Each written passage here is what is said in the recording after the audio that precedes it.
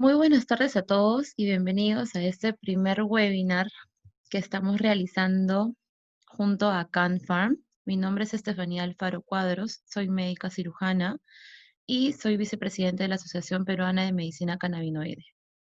Este primer webinar tiene como título La introducción al uso médico de cannabis y su aplicación en neurología pediátrica. Bien, entonces en la agenda del día de hoy vamos a tener una breve introducción a cargo de mi persona. Vamos a continuar con la situación legal de la cannabis en el Perú, a cargo de Andrés Vázquez, presidente de CanPharm.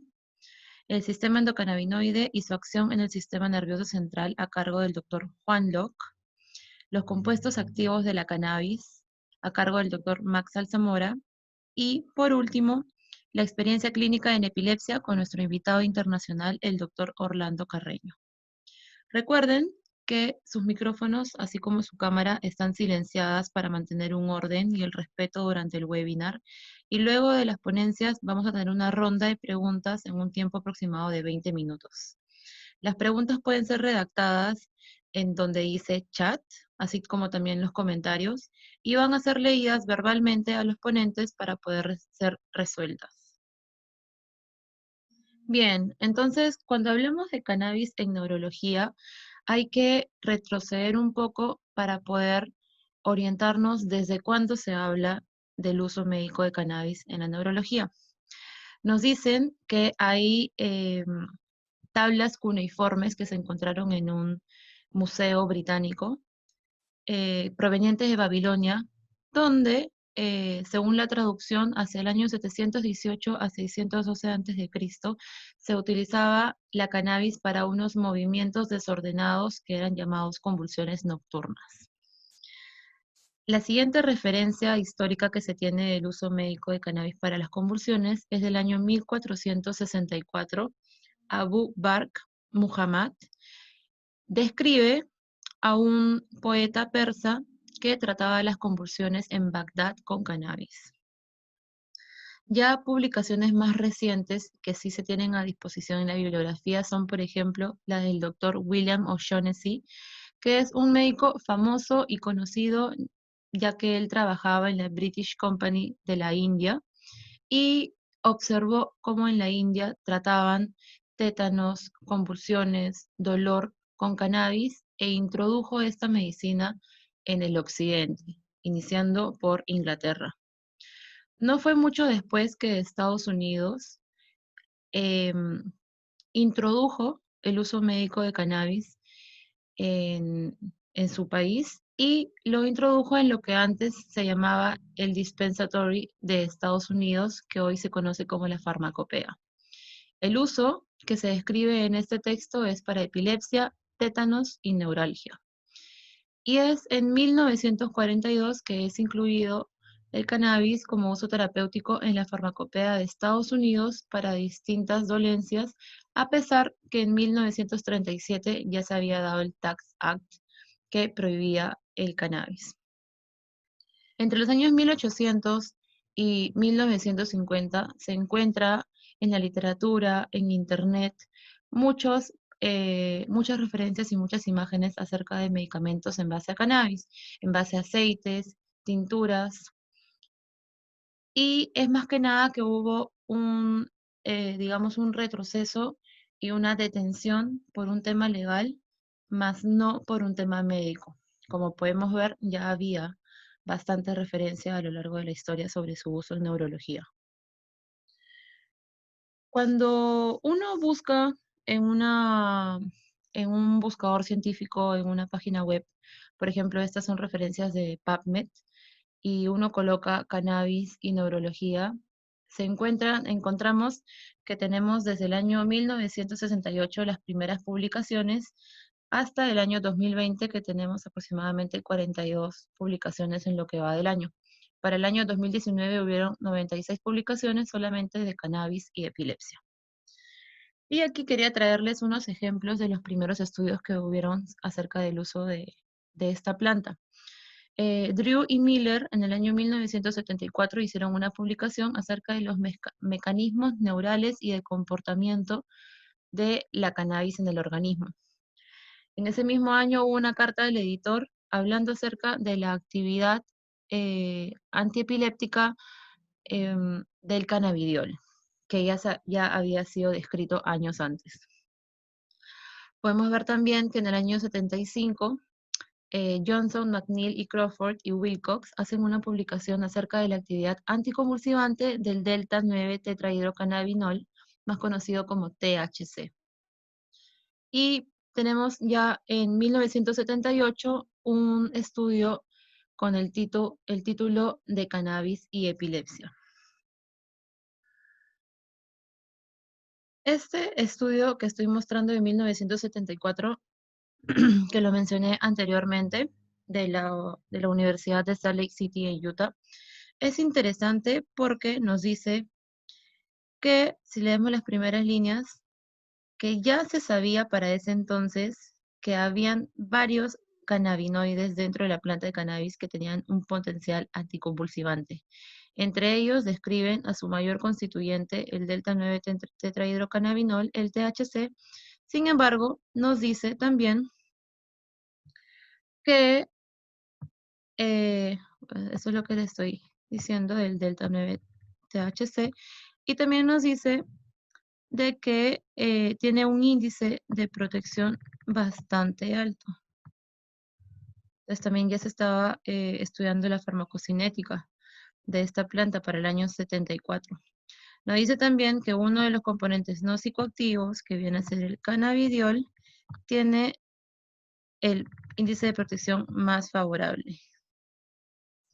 Además nos dice que ya para este año estaban haciendo una comparación de la farmacocinética del CBD con medicamentos como la fenitoína en el cerebro y que encontraban que tenía un pico de concentración idéntico. Entonces, ¿qué quiero decir con esto? De que ya para estos años había bastante investigación, de repente no con toda la tecnología que contamos hoy en día, pero ya se sabía del potencial anticonvulsivante de la planta. Este segundo artículo que les estoy mostrando es uno de los más famosos y el que el doctor Meshulam, que es el padre de la medicina canábica, siempre le gusta mencionar. ¿Por qué? Porque es un estudio que se hizo en el año 1980 que lleva como título la administración crónica de cannabidiol en voluntarios sanos y en pacientes con epilepsia. Ese estudio hubieron 9 personas, eran 4 personas con el diagnóstico de epilepsia refractaria y eran 5 pacientes sanos. Fue un estudio doble ciego aleatorizado y se les dio cannabis y también se les dio placebo. Se observó que 2 de los 4 pacientes con epilepsia que se les dio cannabis tuvieron una detención en las crisis convulsivas al 90%, y los otros 2 no hubo cambios significativos. Sin embargo, no hubo ningún efecto adverso tanto en el grupo control como en los pacientes con epilepsia que tomaron cannabis. Y bueno, ese es un estudio importante porque a pesar de haber sido un estudio bien realizado y con las características que el día de hoy llamamos como máxima evidencia, no sucedió mucho más en la historia de la medicina, ni se tomó en cuenta estos hallazgos, ¿no? Aquí tenemos otro estudio que ya es lo que hoy también tomamos como máxima evidencia, que son las revisiones sistemáticas. Este es uno que habla acerca de las bases farmacológicas de cannabis en la terapia para la epilepsia del año 2019 de la Escuela de Medicina de Texas. Y es bastante interesante porque nos dan estos cuadros de acá, donde podemos ver, por ejemplo, en el primer estudio del año 49, ya se hacían estudios. Ese es un estudio de 5 personas, 5 niños que estaban hospitalizados en un hospital mental, que tenían retardo mental y también epilepsia, y fueron tratados durante 10 semanas con un homólogo de THC. 3 pacientes respondieron bien, eh, y 2 de ellos tuvieron una disminución significante de las convulsiones, ningún efecto adverso reportado. Más adelante está el estudio del doctor Meshulam y Carlini, que les mencioné de Brasil, con los 9 pacientes, donde se les dio una dosis de 200 miligramos de CBD por 3 meses. Y hubieron los resultados que ya les mencioné, con ningún efecto adverso reportado. En el año ya 2013 tenemos un estudio para la sintomatología que hoy conocemos, que es el síndrome de Dravet y el síndrome de Lennox-Gastaut, que vienen a ser las epilepsias eh, refractarias, con 11 pacientes, donde se les dio un extracto de cannabis alto en CBD durante 3 meses también, a una dosis de 4 a 12 miligramos por kilo por día.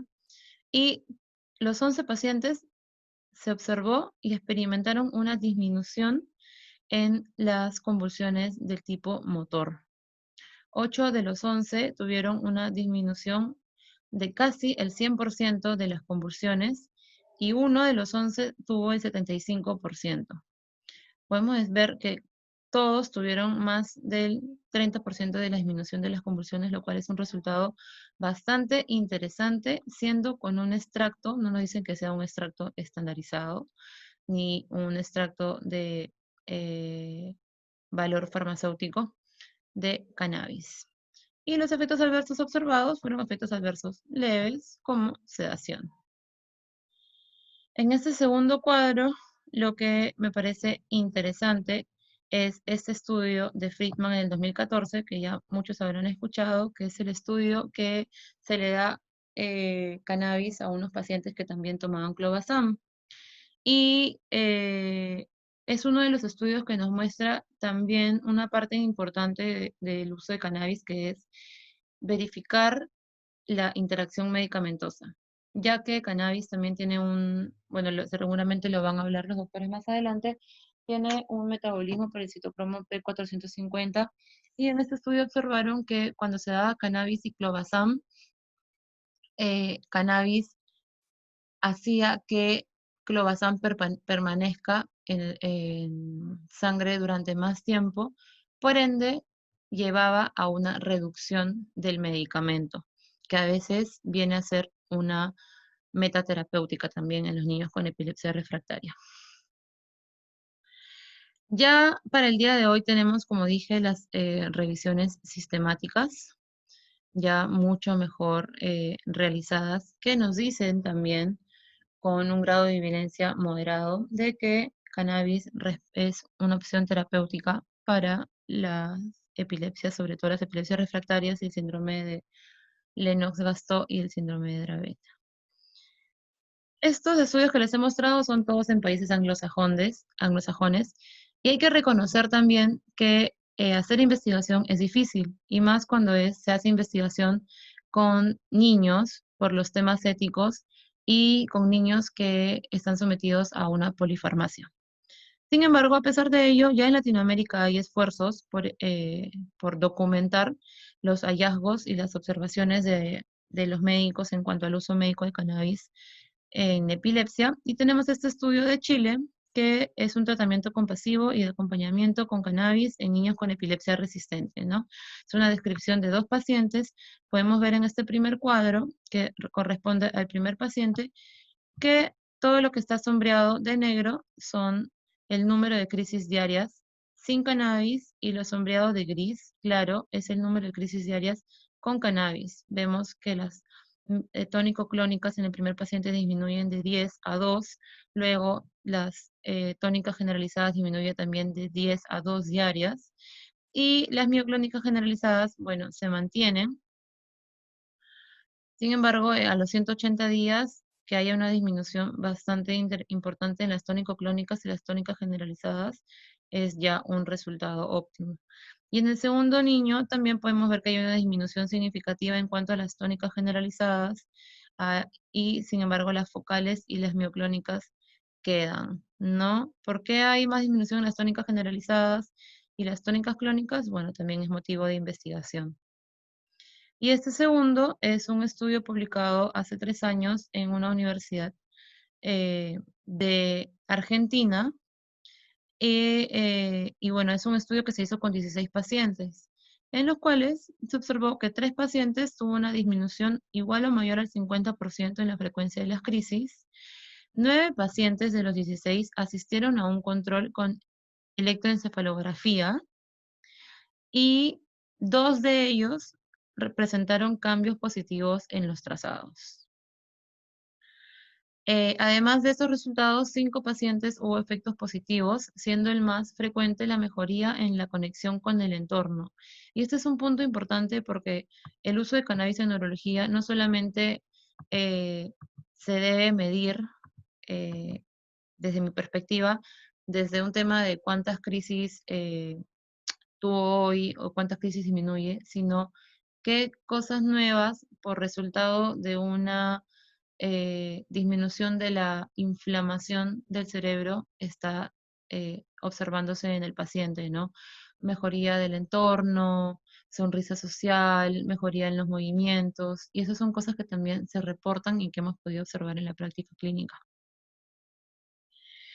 Bueno, y con esta breve introducción sobre los estudios que tenemos sobre el uso médico de cannabis en epilepsia, terminar con este cuadro, que lo pongo en casi todas mis presentaciones, y es que es un tema clave estar hablando hoy día porque ya la Academia Nacional de Ciencias y Medicina de Estados Unidos ha dicho que hay evidencia para el uso de cannabis y epilepsia. La Academia Americana de Neurología también ha emitido un documento a favor del uso de cannabis y epilepsia. Y es que no solamente debemos basarnos eh, en la evidencia que tenemos escrita y a disposición, sino también en la experiencia clínica que se está ganando, que están teniendo los médicos en Europa, en Oriente, incluso en Latinoamérica y en nuestro país. Y lo más importante también, las preferencias y los valores del paciente. Si estas tres están con la misma dirección hacia la misma terapéutica, es 100%, pero no puede haber una sin otra, ¿no? Y estas tres, esta es la triada de la medicina basada en la evidencia.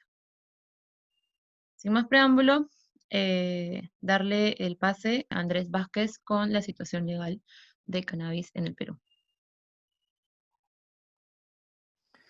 Buenas tardes, gracias Estefanía, espero me hagan bien. Muchas gracias a la Sociedad Peruana de Medicina Cannabinoide por permitirnos apoyarlos en este evento. Mi nombre es Andrés Vázquez y vengo aquí a hablarles del aspecto regulatorio del cannabis en el Perú. Ante todo, simplemente algunas aclaraciones. Vengo hoy día a representación de CanPharm Holding. Tengo otros vínculos profesionales, en particular con Comsalud, el gremio de salud de la Cámara de Comercio de Lima, así como la Asociación Cannabis Gotas de Esperanza. Hoy día vengo específicamente a comentarles el tema regulatorio. Esta presentación, esta cronología que les estoy mostrando, la hemos resaltado específicamente para hacer hincapié en aquellos puntos que son de relevancia para el profesional de la salud. Entonces, la historia del cannabis legal en el Perú se inicia en el año 2017 con la promulgación de la ley en noviembre, ¿okay? Y tuvimos que esperar más de un año para poder ver esa ley reglamentada, ¿no? En febrero del 2019 se publica el reglamento de esta ley, en el cual, fuera de aterrizar muchos aspectos prácticos de la misma, da pie y asigna responsabilidades a diferentes ministerios para implementar otra serie de documentos necesarios para la aplicación de la ley. Es así que empieza una secuencia y en la parte superior de la lámina he resaltado aquellos que son de más relevancia para los médicos. En marzo del 2019, la DIGEMIT emite un oficio al Colegio Médico indicando la necesidad de aplicar a un recetario especial para la prescripción de cannabis. Vamos a entrar en detalle un poquito más adelante. Luego, ya hacia diciembre de ese año, luego de algunas publicaciones de otros ministerios, ¿okay?, la DIGEMIT pone a la venta el primer producto de cannabis legal a través de su farmacia institucional. ¿Okay? Este es un producto 5% de CBD, obtenido a partir de un extracto enviado desde los Estados Unidos, ¿okay?, pero que marca el inicio de la puesta a disposición, el acceso legal al producto. A los pocos días, el MINSA emite un documento técnico de orientaciones para el uso del cannabis medicinal y sus derivados. Documento que seguramente vamos a estar comentando en otros momentos de la presentación. Y por último, en diciembre del 2019, el producto Sativex, que es un producto que contiene tanto CBD como THC, obtiene la aprobación de su registro sanitario como especialidad farmacéutica. Esto evidentemente marca un punto muy importante en la puesta en aplicación de la regulación, puesto que es el primer producto legal ya registrado ante la DIGEMIT. Cabe mencionar que el día de hoy, justamente en la mañana, otra empresa ha logrado la obtención de un registro sanitario, esta vez para un producto bajo la categoría de producto natural de uso en salud. Para justamente presentarles a los profesionales de la salud las opciones que tienen legalmente para la prescripción de cannabis, empezaremos rápidamente por las categorías. Estas categorías de productos derivados de cannabis figuran en el reglamento publicado el año pasado y básicamente presenta 4 categorías de productos que son legales en el Perú. El medicamento herbario y la especialidad farmacéutica como categorías de mayor exigencia en sus aplicaciones de registro sanitario. Son las categorías que requieren la presentación de estudios clínicos para su aprobación. Como mencionaba, el Sativex ha sido autorizado bajo la categoría especialidad farmacéutica. Luego tenemos el producto natural de uso en salud. Es un producto que sustenta sus usos recomendados principalmente en monografías, no requiere la presentación de estudios clínicos, pero es un producto a todas luces legal y reconocido entre la normatividad. Esta es la categoría del producto que les mencionaba, que el día de hoy ha obtenido la aprobación de su registro sanitario. Y por último, tenemos los preparados farmacéuticos bajo formulaciones magistrales, que son productos que, como muchos deben saber, no requieren de un registro sanitario y son fabricados en el punto de dispensación, en las farmacias autorizadas para este fin, en base a una prescripción específica del médico tratante. El reglamento también introduce definiciones para los productos en función a su composición, específicamente basada en la concentración de THC. Los productos que tienen una concentración igual o superior al 1% en peso del THC están calificados como cannabis psicoactivo. Los productos que tengan una concentración menor al 1% de THC están calificados como cannabis no psicoactivo. Ambas categorías de productos son totalmente legales en nuestro país. La diferencia es que el cannabis no psicoactivo, como específicamente lo define el reglamento, no es una sustancia controlada, ¿okay? y no se apega a algunas de las limitaciones que se plantean para el cannabis psicoactivo. Un punto adicional que se menciona en cuanto a los tipos de productos, que se hace una mención específica a la no autorización del uso combustionado o fumado. Este es un tema que seguramente va a dar muchas conversaciones con las autoridades en el futuro, puesto que es sabido que en el mundo, en países que ya tienen mucho uso del cannabis medicinal, la vaporización es una forma de administración muy utilizada y muy efectiva, ¿okay? Y no está claro en este momento si está permitida en el país. En cuanto a la prescripción, el reglamento hace hincapié que son los médicos cirujanos los quienes pueden prescribir derivados de cannabis para uso medicinal con fines medicinales y terapéuticos, y a su vez estipula muy claramente que el médico tiene total libertad de decidir la composición del producto que prescribe, la concentración de cannabinoides que contienen, la posología e incluso el producto específico, y evidentemente está en la potestad del profesional médico el definir si la patología, si el cuadro clínico que tiene el paciente, que presenta el paciente, corresponde a un tratamiento en base de cannabis. Eso cabe mencionar que es un aspecto muy importante de nuestra regulación, que la diferencia mucho de otras regulaciones en otros países. Adicionalmente, se hace mención en este reglamento que la prescripción de cannabis requiere de una receta especial, ¿okay? Y aquí, la verdad que hay varios aspectos importantes a entender, para lo cual, fuera de esta presentación, los invito a ponerse en contacto con la Asociación Peruana de Medicina Cannabinoide, seguramente los van a poder orientar a quienes tengan interés. La receta especial, primero, implica el requerimiento de una solicitud de talonarios de esta receta especial. Hay una página hay una página web en el MINSA, donde se pueden descargar los formularios y el proceso para acceder a estos talonarios. Durante este proceso el médico profesional que lo solicita se registra y es incluido en una base de datos de la DIGEMIT. Estas son recetas que una vez emitidas por el médico tienen 30 días de vigencia para ser utilizadas. Y curiosamente, en el documento y en la página web de la DIGEMIT se hace referencia solamente al Decreto Supremo 023. Para quienes no estén familiarizados, ese Decreto Supremo es el que regula los productos controlados en el país. Por alguna razón, en el proceso de solicitud de los talonarios no se hace mención al Decreto Supremo 005-2019, que es el que atañe al cannabis. Pero en este momento ese es el camino que debe seguir todo profesional que necesite prescribir cannabis, es obtener esos talinarios de receta especial.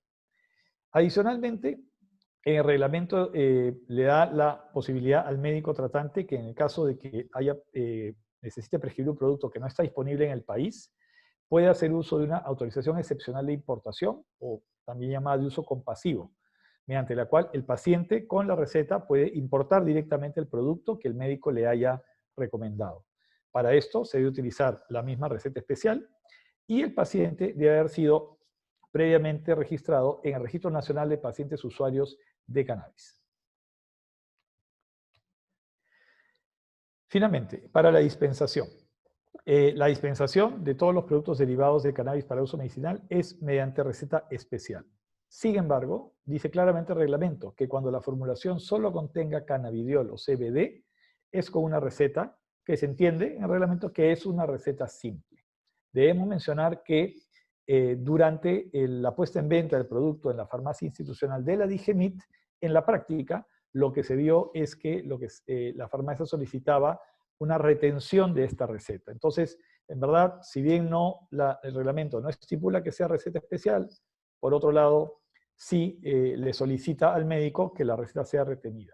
El otro punto importante a considerar, que no aparece en el reglamento, pero que es importante que sepan, es que inclusive cuando se prescribe un producto que solo contiene CBD, las farmacias van a estar verificando si el médico está registrado para poder prescribir cannabis. Y curiosamente, este registro solamente se le tiene acceso si han solicitado el recetario especial, que solamente debería ser utilizado para formulaciones con THC. Sé que es un poco confuso, pero estamos viendo que en la práctica es como la DIGEMIT lo está solicitando. Adicionalmente, el paciente a la hora de recibir esta receta debe haber sido registrado en este registro nacional, que es un proceso muy simple a través de la página web de la DIGEMIT. Lo puede hacer tanto el paciente como el médico en el momento de hacer la prescripción. Es un proceso muy rápido. Adicionalmente, comentarles que el reglamento en una disposición complementaria indica que los productos de cannabis para uso medicinal podrán ser incorporados para su financiamiento en el Plan Esencial de Aseguramiento de Salud. Este tema de cobertura de seguro aún necesita varias definiciones por la DIGEMIT, pero ya nos marca la línea, el reglamento, de que este producto podrá ser cubierto. Tendremos que ver los detalles más adelante. Para terminar, el Registro Nacional de Pacientes y Usuarios, cuando un paciente va a acceder y además cuando se revisan los documentos técnicos de orientación para el uso del cannabis, van a encontrar que hay una serie de referencias científicas recogidas ahí que hacen alusión a algunos cuadros clínicos específicos. Sin embargo, queda un interrogante en cuanto a el alcance realmente de la información que se ha levantado para estos documentos, así como su actualización. Seguramente la asociación, como otros entes interesados en el desarrollo del uso de esta medicina, estaremos en contacto con la autoridad sanitaria para la constante actualización de estos documentos, que son evidentemente una referencia para todo profesional de la salud. Muchas gracias. Con todo esto, les doy pase para que el doctor Juan Locke pueda continuar con la presentación. Muy buenas tardes. Mi nombre es Juan Locke Arrunategui. Yo soy miembro de la Asociación Peruana de Medicina Cannabinoide y médico cirujano. En esta oportunidad les voy a tocar un tema muy controversial por muchos años, pero que en estas 2 últimas décadas, sobre todo, están aflorando sus beneficios medicinales, ¿no? Anhelando de que en algún momento también este tema esté en la currícula universitaria, ¿no?, de cualquier profesional de la salud.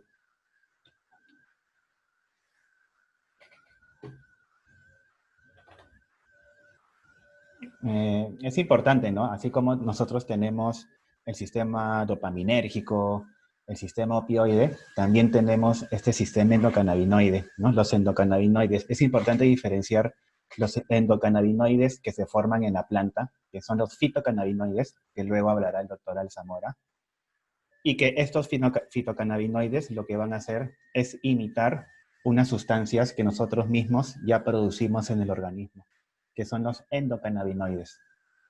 Los más conocidos endocannabinoides es la anandamida y el 2-diacilglicerol.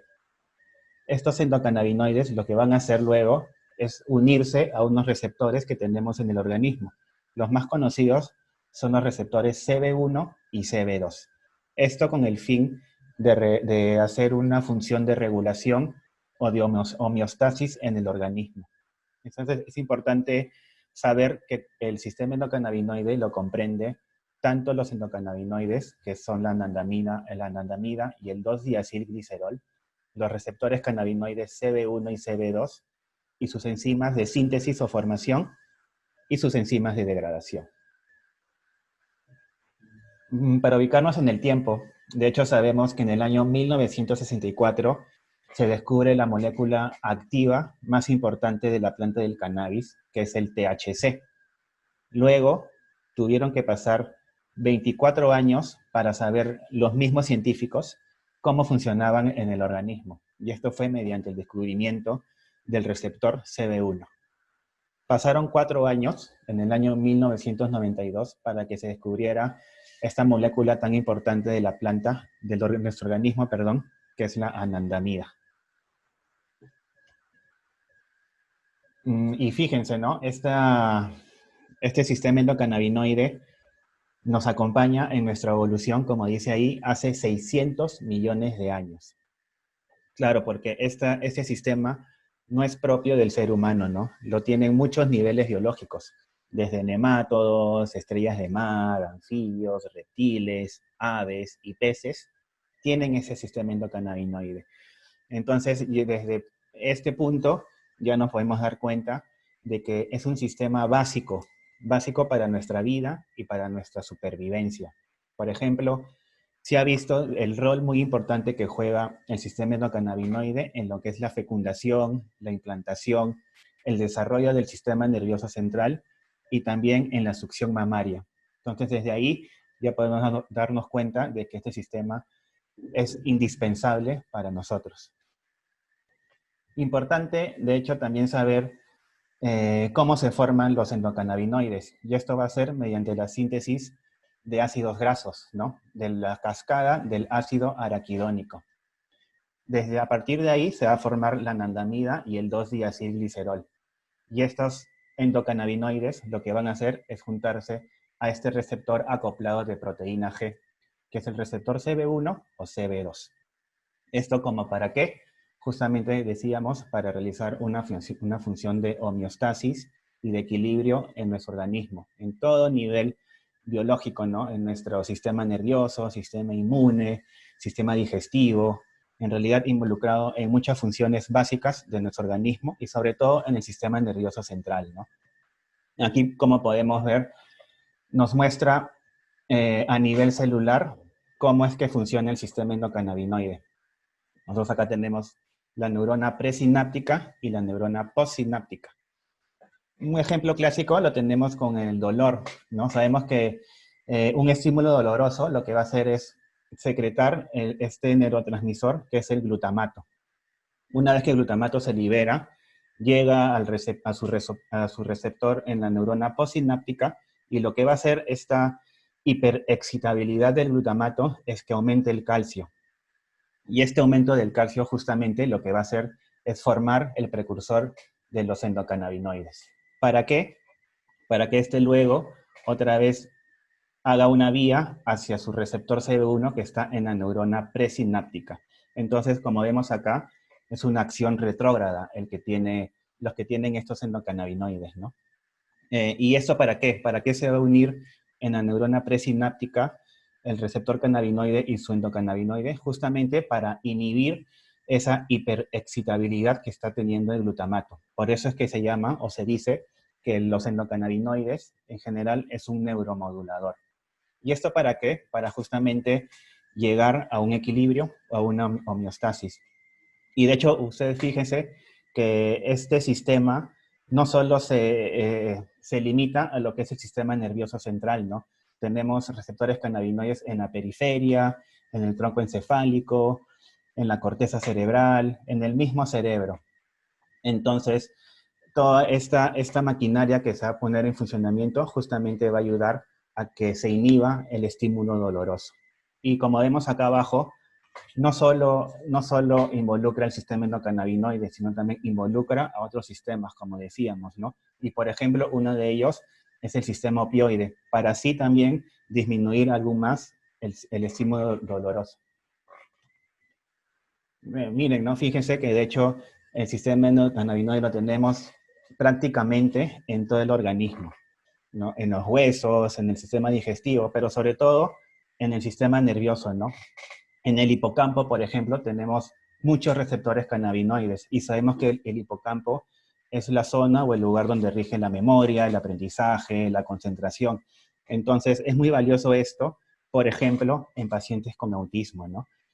Tenemos muchos receptores cannabinoides también en la corteza cerebral, donde sabemos que rige las emociones, la ansiedad, la depresión, los miedos. Entonces, en un paciente que ha tenido un síndrome de estrés postraumático o para un paciente que tiene hiperactividad, va a ser de mucha ayuda equilibrar estos síntomas con los cannabinoides. Tenemos muchos cannabinoides también en lo que es el cerebelo. Entonces, un paciente por ahí que tiene Parkinson o por ahí un adulto o un niño, perdón, que tiene Tourette, va a ser de mucha ayuda dosificarle con cannabinoides, ¿no? Y para que vean acá de que de hecho este sistema endocannabinoide no solo son los receptores CB1, CB2, la anandamida y el 2-diacilglicerol, sino que también involucra a muchos otros tipos de receptores. Por ejemplo, el receptor TRPV, que está involucrado mucho en lo que es el estímulo doloroso, la inflamación, no es el receptor de la capsaicina en realidad. El GPR55, por ejemplo, que tiene mucho que ver con el dolor. Y sobre todo, ¿no?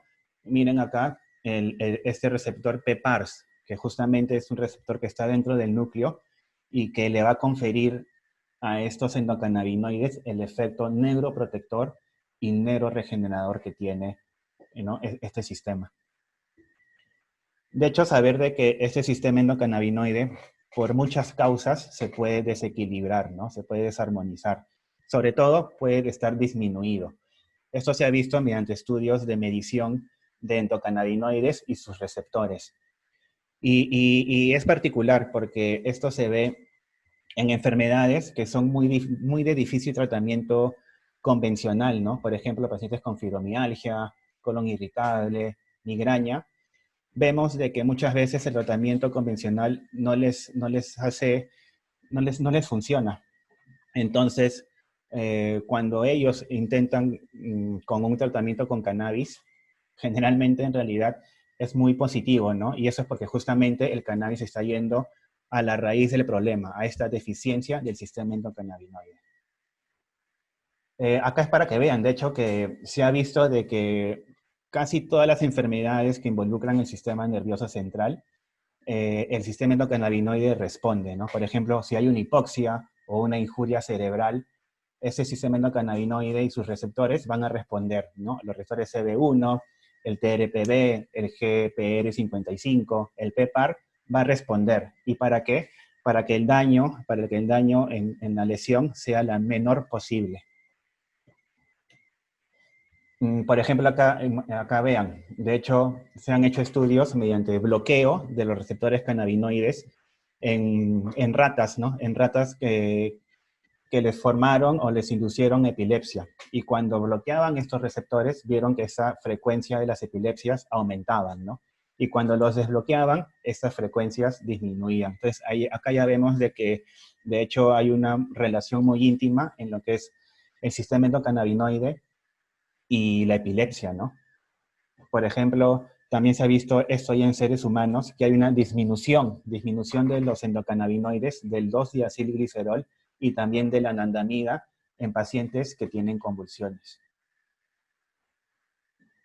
Y no solo en pacientes con crisis convulsivas o con epilepsia, sino también en pacientes con autismo. Se ha visto que los receptores cannabinoides están disminuidos y también el endocannabinoide, la anandamida, muy conocida, también está disminuida en pacientes con autismo. Entonces, desde por ella podemos darnos cuenta de que un tratamiento muy válido para ello sería nivelarlos, este desequilibrio justamente con los endocannabinoides, ¿no? O con los cannabinoides de la planta, perdón. Y no solo en ese tipo de condiciones o enfermedades, sino también en pacientes que tienen cáncer, ¿no?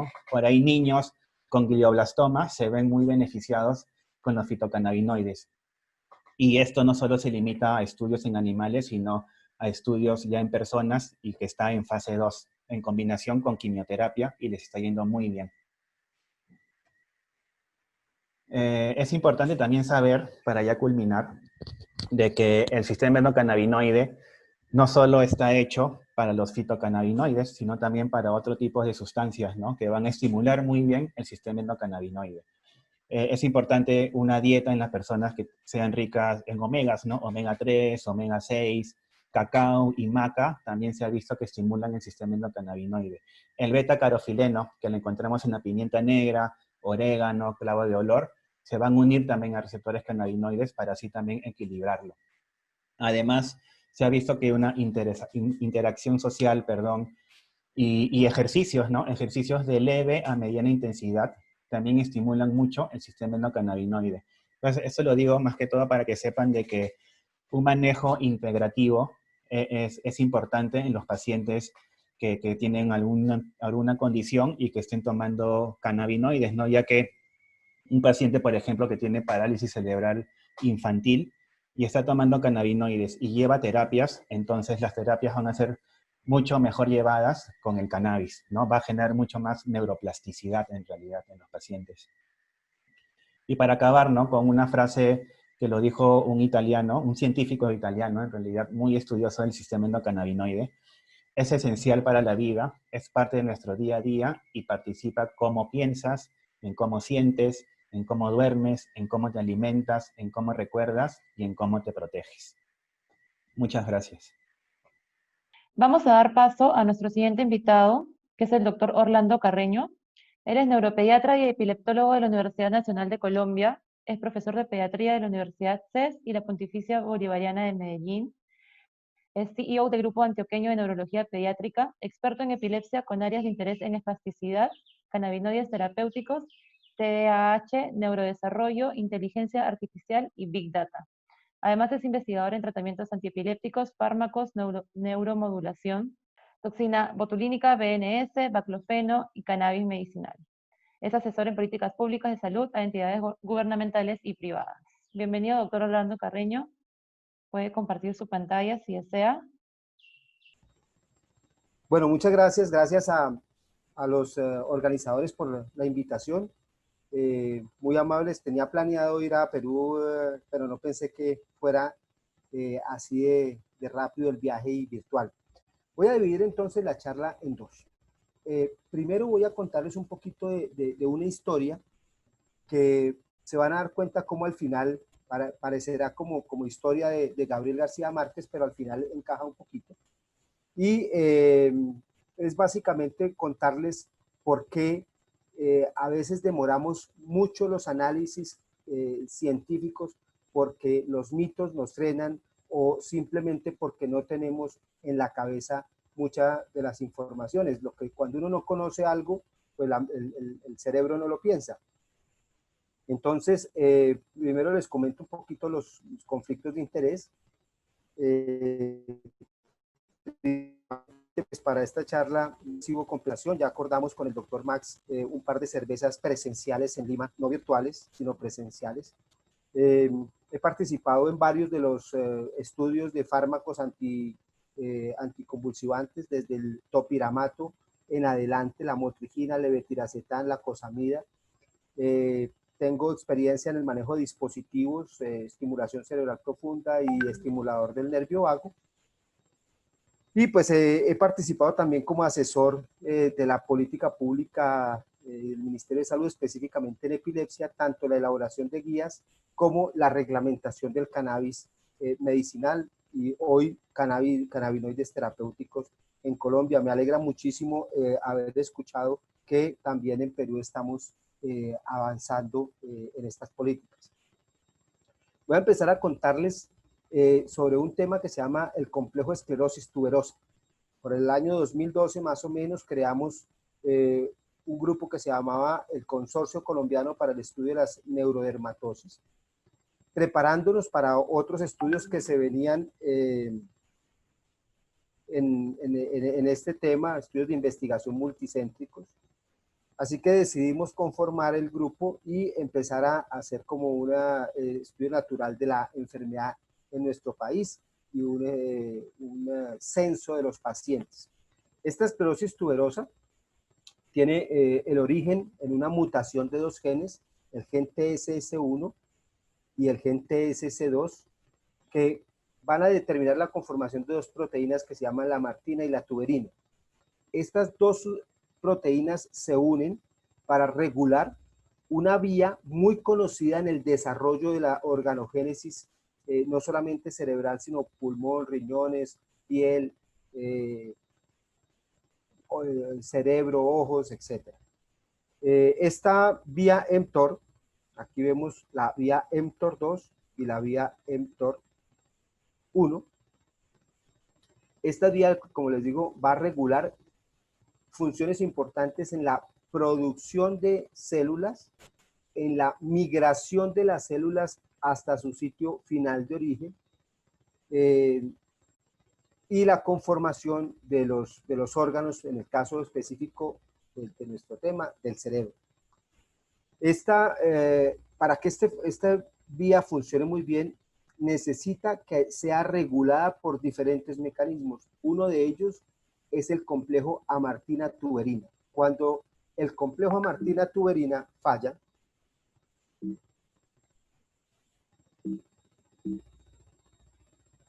entonces hay una disregulación y va a haber una alteración en las funciones de esta vía mTOR. Los pacientes pueden tener, sobre todo los más frecuentes, que son los de TSS1, la alteración TSS2 es un poco menos frecuente, y los pacientes pueden tener generalmente máculas hipopigmentadas, alteraciones en piel, rhabdomiomas cardíacos, alteraciones a nivel del nervio oftálmico, malformaciones cerebrales muy importantes, las cuales son más frecuentes, estas que llamamos las displasias corticales, los túberes o tuberomas, que son una especie de tumores o malformaciones del desarrollo cortical, del desarrollo cerebral, donde están estas flechas, son los túberes, con frecuencia causas de focos epileptogénicos muy severos. Cuando es uno solo, la alternativa de manejo quirúrgico es una buena alternativa, pero cuando tenemos múltiples amartomas y todos son causantes o focos de actividad epileptogénica, pues es muy difícil pensar en un manejo quirúrgico. Alteraciones de las sustancias blanca y gris, y a nivel ventricular, lo que llamamos las heterotopias periventriculares o nodulares dentro del cerebro. Desafortunadamente, para esta condición de la esclerosis tuberosa no hay un tratamiento específico. Durante todos estos años hemos tenido que utilizar tratamientos sintomáticos. Si el paciente tiene epilepsia, vamos a utilizar medicaciones antiepilépticas, que cualquiera de las que conocemos, dieta cetogénica que estamos utilizando con mucha frecuencia, espasmos convulsivos, lo que se conoce como los espasmos infantiles. También utilizamos el ACTH, una medicación bastante controversial por los efectos secundarios a nivel principalmente renal, pero muy efectiva para estos espasmos y este tipo de epilepsia. Si hay túberes corticales, como les decía, tratamiento quirúrgico. Hay un tumor importante que ya les voy a mostrar en cerebro, es poco frecuente, pero es muy, muy severo, que es el astrocitoma subependimario de células gigantes. Hay alteraciones a nivel facial, en piel, a nivel cardíaco, a nivel retiniano, a nivel pulmonar, y siempre se ha tenido que utilizar un manejo paliativo. Los medicamentos que podrían servir para la esclerosis tuberosa realmente son aquellos que inhiban la vía mTOR. Y ahí empezamos entonces a profundizar un poquito en qué tratamientos podrían inhibir esta vía mTOR. Sabemos que la regulación de la vía mTOR facilita eventos sinápticos importantes en la epileptogénesis. Así que es muy importante que ataquemos esta vía. La esclerosis tuberosa en neurología pediátrica y en neurología en general, pero sobre todo en la edad pediátrica, es una causa frecuente de retardo mental, autismo, epilepsia severa, epilepsia refractaria y muchas otras situaciones. Así que por esa época, año 2012 más o menos, empezamos este estudio a nivel multicéntrico internacional que se llamaba el estudio EXIT-1, básicamente para tratar con una molécula que se llamaba o se llama el everolimus, una sustancia derivada de la rapamicina. La rapamicina proviene de un hongo que se encontró en la isla de Pascua. Dos personas que trabajaban en un laboratorio muy reconocido a nivel mundial, estaban de vacaciones, iban caminando, paseando por la isla de Pascua, se encontraron un hongo especial, les llamó mucho la atención y como eran farmacólogos dijeron vamos a llevárnoslo para estudiarlo. Pensaron inicialmente que iba a ser una sustancia que podría servir para efecto antibiótico o la pensaban estudiar para el área inmunológica. Finalmente se dieron cuenta que podía actuar inhibiendo el desarrollo de algunos tumores y también para los pacientes trasplantados disminuía el riesgo de rechazo de este trasplante. Así que desde ese hongo empezaron las investigaciones hasta llevar a la rapamicina y que es el everolimus, un derivado de esta rapamicina, se estudió en los pacientes con astrocitoma subependimario de células gigantes y esclerosis tuberosa. Este fue el estudio, este es el astrocitoma subependimario de células gigantes. Un segundito. Este es el astrocitoma subependimario, un tumor que se localiza en el agujero de Monro y con mucha frecuencia ocasiona hidrocefalia, tapa el agujero, hidrocefalia y lesiones muy severas. Su tratamiento es quirúrgico en la medida que sea asequible, pero la mortalidad es relativamente alta en este tumor. Así que la rapamicina y el everolimus se utilizó para este estudio. Aquí vemos el tumor inicial, es uno de los casos del estudio multicéntrico. 3 meses después de everolimus había una disminución bastante notoria del tumor. Conclusión, el everolimus funcionaba en la disminución de los astrocitomas subependimarios en esta situación.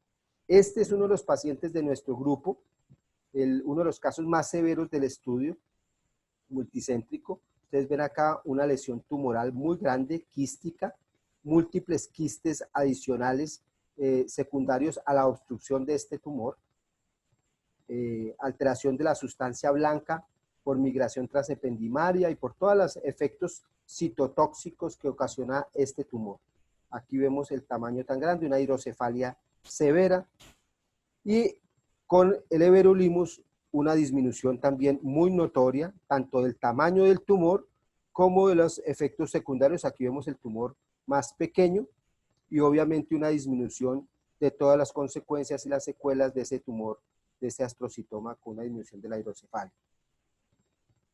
Con estos estudios multicéntrico, entonces el everolimus logró una aprobación por la FDA, está aprobado esta medicación para los pacientes con esclerosis tuberosa y astrocitoma subependimario de células gigantes. Estos son algunos de los pacientes nuestros de su grupo, como les decía, las lesiones hipopigmentadas, máculas hipopigmentadas, lesiones en piel, lesiones cardíacas. Este es el chico de nuestra gigante lesión, que si ustedes observan, muy grande, muy llamativo, y podríamos pensar que el everolimus en este caso fue definitivamente milagroso, podríamos decirlo así. Publicamos este caso que fue muy importante, lo publicamos en una revista de la Asociación Colombiana de Neurología en el año 2013. Pero, bueno, ya les cuento el pero. Así que conclusión de este estudio de Everolimus, la disregulación de la vía mTOR es la base neuropatológica relacionada con la esclerosis tuberosa. En neuropediatría lo tenemos muy claro. La evidencia preclínica sugiere que la vía mTOR juega un importante rol en la hiperexcitabilidad cerebral, facilitando crisis epilépticas. Una cosa importante es que se demostró que si bien había una disminución de las crisis epilépticas en los niños que tenían una disminución del tumor, del astrocitoma, como el estudio no fue directo para la disminución de las crisis, fue un hallazgo secundario que la idea era aclarar más adelante si había un efecto de la medicación sobre la epileptogénesis o era la disminución del tamaño del tumor el que disminuía los efectos, las convulsiones en estos chicos. Conclusiones a futuro, recomendaciones de este estudio, básicamente concentrar en detener las crisis y prevenir la generación de las crisis de epilepsia relacionadas con la esclerosis tuberosa, evitar o modificar el compromiso cognitivo y o comportamental de los niños con esclerosis tuberosa, que era algo importante y que también se había visto que mejoraban con esta Everolimus, pero no era tan significativo. O sea, básicamente disminuyó el tamaño del tumor. Así que también nos lanzamos a participar en el segundo estudio multicéntrico internacional de Everolimus en complejo de esclerosis tuberosa y epilepsia focal, que fue el EXIS-3, y era una terapia de adición, el Everolimus, en pacientes con epilepsia refractaria. Hasta acá el cuento de la historia del Everolimus. Quiero decirles que cuando empezamos a hablar de cannabis medicinal, luego de los efectos positivos de los cannabinoides, ya no hablábamos de cannabis medicinal, evolucionamos y hablamos de cannabinoides terapéuticos, pues hace 5 años eso generó muchas controversias en el gremio médico, sobre todo en el gremio de mis colegas y de especialistas. Hoy en día sabemos y tenemos evidencia suficiente, como veremos en las siguientes diapositivas, y prácticamente no hay ninguna discusión que los cannabinoides terapéuticos tienen un potencial importante ya definido, por lo menos en epilepsia y en algunas otras condiciones, y probablemente en muchas otras que tendremos que investigar. Así que ya le perdimos el miedo a entrar en estas controversias. Suficientes estudios y literatura en revistas famosas de primer nivel. Este es un artículo, y si empezamos a mirar es del año 2012, por la época en que estábamos haciendo el estudio de Everolimus y de epilepsia refractaria en esclerosis tuberosa, pero honestamente jamás se nos ocurrió en esa época pensar en cannabis medicinal o en marihuana medicinal o en el término que lo quieran pensar. En ese momento no lo pensamos, nunca buscamos esa alternativa. Estos artículos los empezamos a buscar y encontrar más adelante. Encontramos que el cannabidiol específicamente tiene efectos en modelos animales de epilepsia del lóbulo temporal, que es una de las epilepsias más refractarias que tenemos en neurología. Año 2004, un estudio mucho más viejo, una publicación de la revista Neurology, nos hablaba de la esclerosis tuberosa y algunos de los efectos positivos de los cannabinoides en esclerosis tuberosa. Posteriormente, hacia el año 2014, cuando nos llama poderosamente la atención, es porque empiezan a llegarnos a la consulta pacientes pidiendo que formulemos marihuana o cannabis medicinal, básicamente por el boom que tiene a nivel mundial algunos casos de pacientes. Acá vemos la niña Charlotte, que desafortunadamente le ganó la batalla a su epilepsia, a su síndrome de Dravet, o le ganó, no, venía muy controlada, pero recientemente falleció por infección por COVID en Estados Unidos, en California. Pero en esa época, ella y su familia, y a nivel mundial, fueron los pacientes y sus familias quienes empezaron a generar el boom del cannabis medicinal y aquí del aceite de marihuana. Todos conocemos la historia, el mecanismo de acción, ya nos lo comentaron con el sistema endocannabinoide. Y pues en esa época, ¿qué llegábamos a poder hacer? Hace 5 años más o menos, los pacientes nos llegaban con la flor para que les explicáramos cómo formularla. En la reglamentación colombiana desde el año 2006, los médicos podemos formular cannabis medicinal, pero como no existía, no había, y además teníamos muchos mitos y dificultades también legales, y pues una fama terrible, pero bien ganada de exportadores de marihuana, y etcétera. Entonces teníamos muchas limitaciones. Pero como los pacientes llegaban también pidiéndola y había evidencia que teníamos algunos casos que respondían, y los nuestros, desafortunadamente, nuestros pacientes con epilepsia refractaria no nos estaban respondiendo a muchos de los tratamientos, pues decidimos algunos que nuestra labor era básicamente orientar a las familias a que por lo menos la medicación o la planta que pudieran conseguir fuera de la mejor calidad posible, porque empezaron a aparecer en el mercado, en las calles, cualquier cantidad de frasquitos de todas las características, colores y sabores, muchos con tóxicos, muchos con algo de marihuana, muchos con concentraciones excesivas de THC y muchos que no tenían absolutamente nada, y básicamente una gran cantidad de personas lucrándose del dolor de estos padres.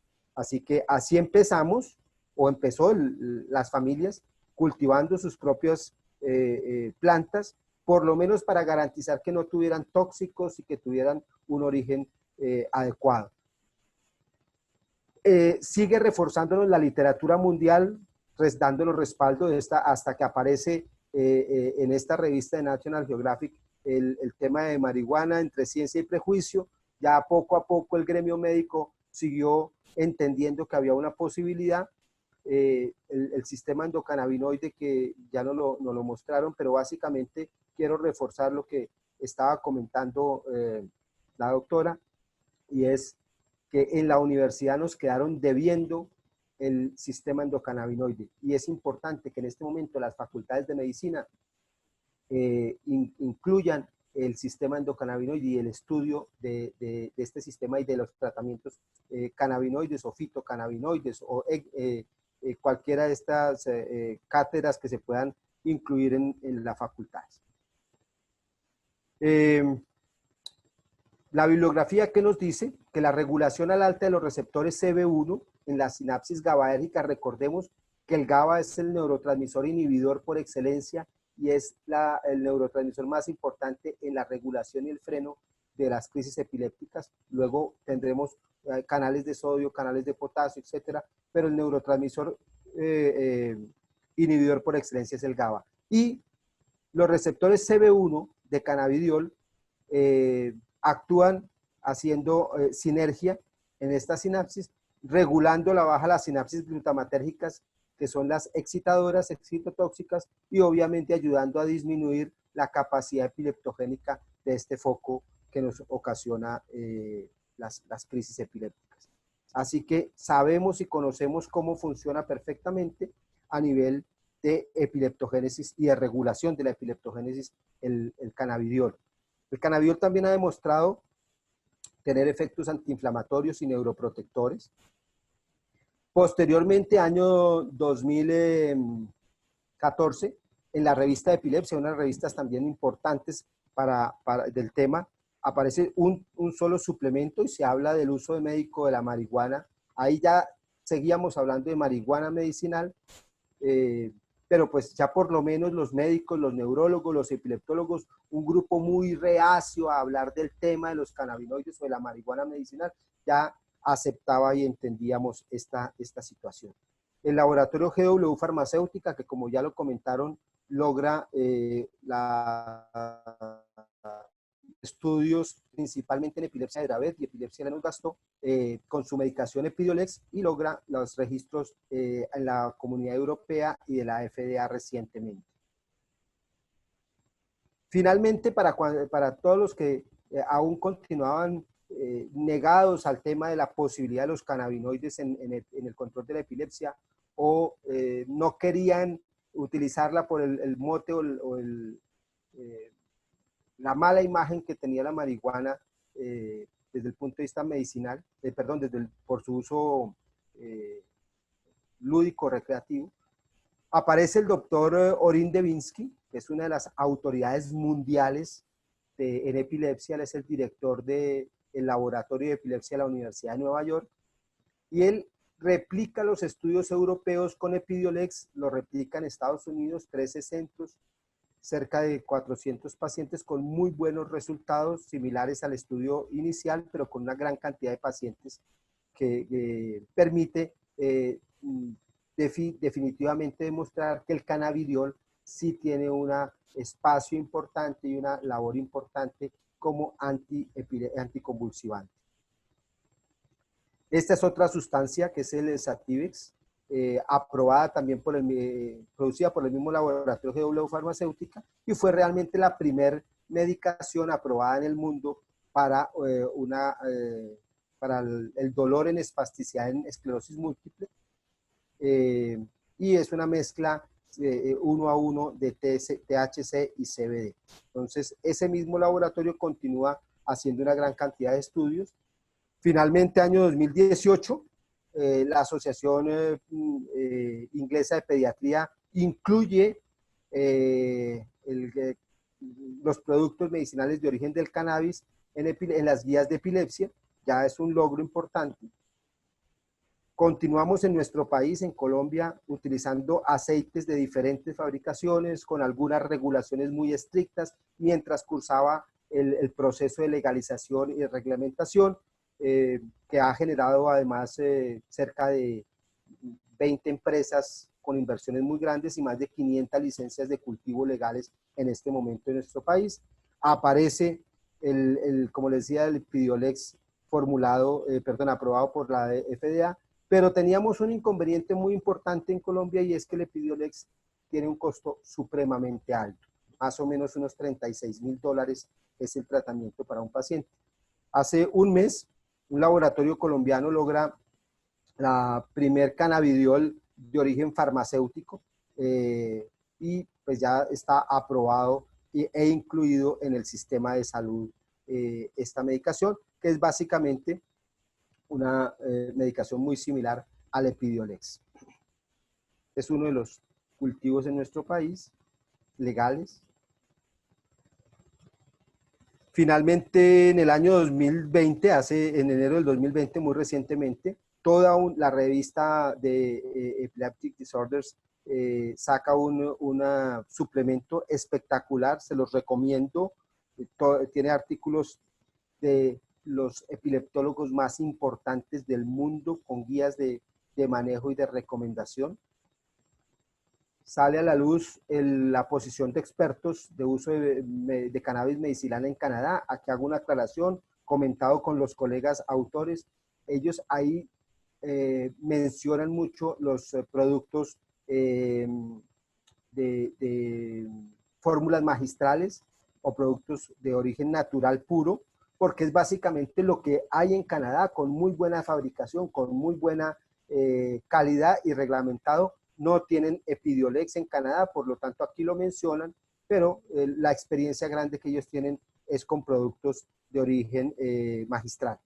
Y nosotros estamos ya terminados, a punto de publicar la posición de expertos de uso de cannabidiol en Colombia, de la Asociación Colombiana de Neurología Infantil, y pues básicamente es la guía para que ya los colegas puedan más fácilmente tener una directriz de formulación del cannabidiol. Este es del sistema endocannabinoide, básicamente lo voy a obviar. Quiero retomar ya las últimas diapositivas con este tema.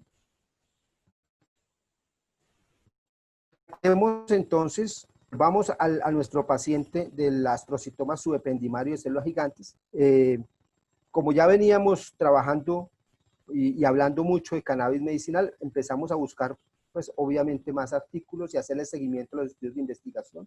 En este momento hay ya terminó, no se han presentado los resultados, pero GW Farmacéutica hizo un estudio de gliomas, glioblastoma multiforme, y ya les voy a mostrar un poquito los resultados. Este artículo entonces nos dice que los receptores CB1 y CB2 de cannabinoides, actúan regulando la expresión en el humano de los gliomas. Recordemos, que la vía mTOR va a regular el desarrollo y la regulación de la migración y conformación celular. Si hay una disregulación de la vía mTOR, pues vamos a tener tumores como el astrocitoma subependimario de células gigantes o cualquier otro tumor de la familia de los gliomas similares. Acá volvemos entonces a nuestro paciente y les voy a decir por qué empecé hablando de la esclerosis tuberosa. Vemos la gran disminución, incluso tuvimos una auditoría del estudio a nivel mundial, porque el tamaño, fue uno de los pacientes con un astrocitoma de gran tamaño, y pues obviamente el laboratorio fabricante quedó muy patrocinador, quedó muy contento por la disminución y la respuesta, y la auditoría pues logró demostrar que pues sí había sido obviamente el everolimus, la medicación que se había utilizado y probablemente la medicación que había logrado esta reducción tan importante. 2 años después de haber suspendido el estudio, haber terminado el estudio, hablando con la mamá del niño, que desafortunadamente pues estuvo mucho mejor, pero finalmente años después falleció por su problema de esclerosis tuberosa y de su tumor. Ella nos contó, ella venía de un pueblo lejano de Antioquia, y nos contó adicionalmente que ella le daba una sustancia que le habían recomendado durante el tiempo del estudio, pero no nos había dicho del que él se la daba porque ella sabía que podían sacar al niño del estudio. Entonces ella nos omitió esa información, pero luego nos contó que le daba un aceite de marihuana que le habían recomendado en su tierra. Por supuesto, no aparece referenciado en el artículo original. Nos generó, pues obviamente, entre molestia, rabia y todo lo que ustedes quieran que uno como investigador, pero además nos despertó la curiosidad. Empezamos a buscar y ahí fue cuando encontramos los estudios de GW Farmacéutica. Aquí están. Ellos están utilizando el Sativex en glioblastoma multiforme. Es un estudio que ya pasó la fase 2, actualmente está fase 3. Y también encontramos como en astrocitomas pilocíticos hay reportes de casos del 2011, había un reporte de caso muy parecido a nuestros trabajos con el astrocitoma subependimario, pero con cannabis inhalado. Miren ustedes, muy parecido al del astrocitoma subependimario, incluso con patología. Así que nos iremos con la duda qué tanto influyó en ese paciente el everolimus y qué tanto pudo haber reforzado o haber hecho efecto el aceite de marihuana que la madre le daba a nuestro paciente. Aquí este es un trabajo del doctor Velasco en México en el año 2016, en donde ya básicamente está utilizando y mostrando cómo los cannabinoides, principalmente THC y CBD, pero principalmente el THC, cumple una función importante en la regulación de la vía mTOR. Esa es su publicación, los invito a que lo vean, aparece en la revista, en esta revista de oncología. Regula básicamente la vía del mTOR1. Cuando vamos hacia atrás a mirar qué pasa con el everolimus, resulta que el everolimus actúa en la vía del mTOR2. Y entonces eso nos podría explicar el por qué cuando hicimos el segundo estudio, el EXIS-3, de cannabis, y epilepsia, los resultados fueron mínimos y para esta indicación el everolimus no logró aprobación de la FDA. Cuando vemos el estudio del doctor Velasco y entendemos que el THC actúa en la vía mTOR1 con muy buenos resultados, facilitando o regulando el proceso de apoptosis, entonces hoy en día podemos decir, por lo menos con la evidencia que hay, sin lugar a equivocación, que el THC debería ser una de las sustancias relevantes en estos próximos años en los estudios y en el tratamiento oncológico, por lo menos de los tumores de la vía del glioma. Aquí, para finalizar, más estudios Este es el informe preclínico de uno de los estudios que estaba haciendo GW Farmacéutica. Miren que los cannabinoides utilizados, principalmente el THC, lo compararon con la temozolomida, que es el gold estándar. Aquí vemos también otro estudio del 2014, en donde hablan de los cannabinoides y la modulación de la vía mTOR. Esta es una invitación para que más adelante, una invitación o una publicidad para que ojalá me inviten a hablar de la vía mTOR más a fondo y mostrar muchas otras cosas que hemos aprendido, pero básicamente para invitarlos a no desechar, digamos, el THC. El cannabidiol CBD ya no tiene ninguna discusión de sus ventajas en epilepsia, ya no tiene ningún argumento médico para que no le demos el espacio que merece en la terapéutica en neurología y en epilepsia.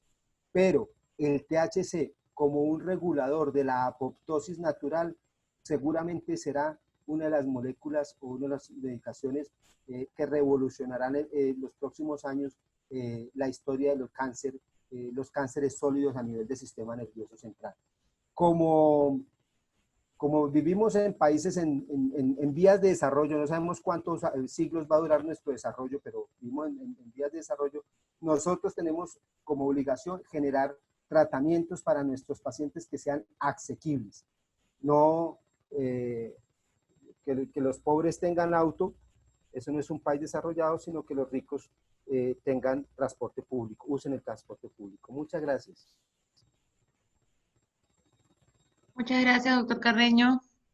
Entonces vamos a dar paso al doctor Max Alzamora, que nos va a hablar acerca de los principios activos de la cannabis. Buenas tardes con todos. Gracias, Estefanía. Gracias a todos por estas exposiciones que nos permiten un poco ampliar nuestro pensamiento acerca de la planta de cannabis. Yo voy a hablar sobre los compuestos activos de cannabis y el efecto séquito. Y para esto creo que debemos hacer una introducción a lo que es la planta de cannabis y dónde es que encontramos los cannabinoides, ¿no?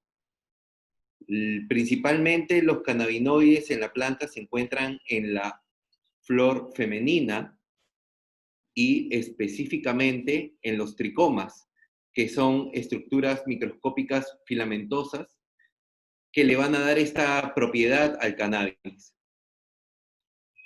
El THC, CBD y los otros fitocannabinoides, así como los terpenos, se van a sintetizar dentro de la cabeza de estos tricomas glandulares, como lo vemos en esta foto microscópica. Si bien ya sabemos que el THC y CBD son los principales cannabinoides, hay muchos más, pero acá tenemos, y he hecho pues, un resumen de lo que dice el libro de la doctora Bonnie Goldstein, que es una pediatra americana, que viene tratando por lo menos unos 10 años con cannabis, y ella pues relata un poco los síntomas y efectos del THC. Entre los principales en mi práctica veo el analgésico, el antiemético, el que podría hacer que se incremente el apetito, y como dice el doctor ahora, cada vez suena más fuerte el efecto antitumoral, ¿no? Es la molécula activa del cannabis más prominente, ¿no? También es el que le da la psicoactividad a la planta y también vemos que hay una tolerancia reversible. El CBD o cannabidiol, pues sobre todo el componente ansiolítico, anticonvulsivante, antipsicótico, antiinflamatorio, es el no psicoactivo, y podemos ver que en dosis bajas mejora el tema de la concentración, el equilibrio, y en dosis altas, pues puede ser un muy buen sedante. También se sabe que en combinación con el THC podría disminuir estos efectos psicoactivos del tetrahidrocannabidiol.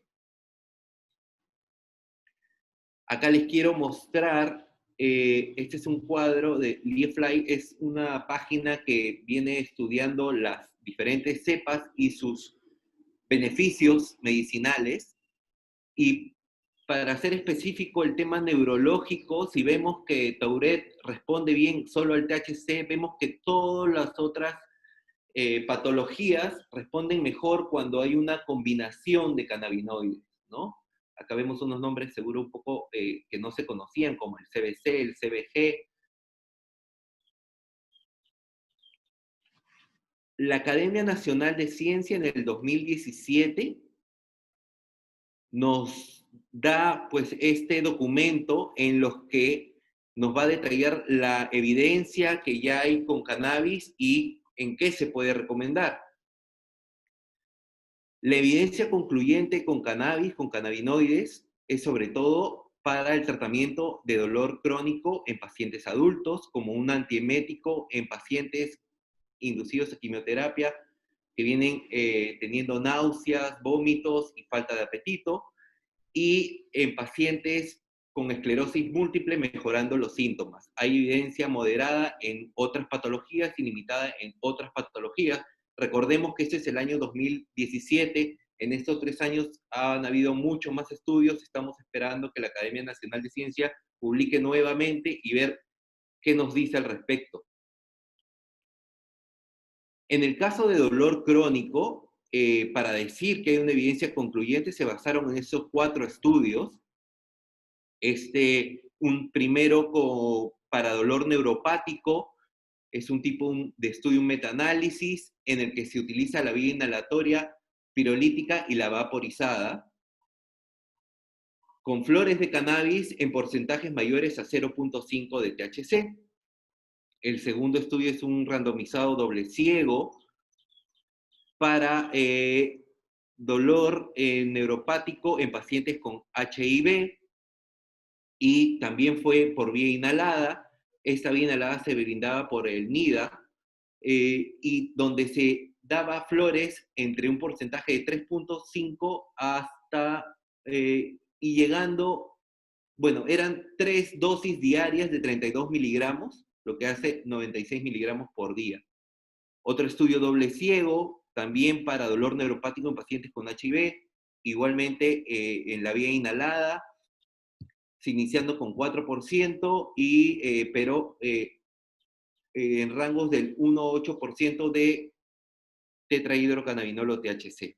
Y el último estudio, también de dolor crónico, ¿no? Para dolor neuropático, ya es vía solo vaporizada por un dispositivo médico que se llama Vulcano para hacer las vaporizaciones, y en diferentes concentraciones de THC.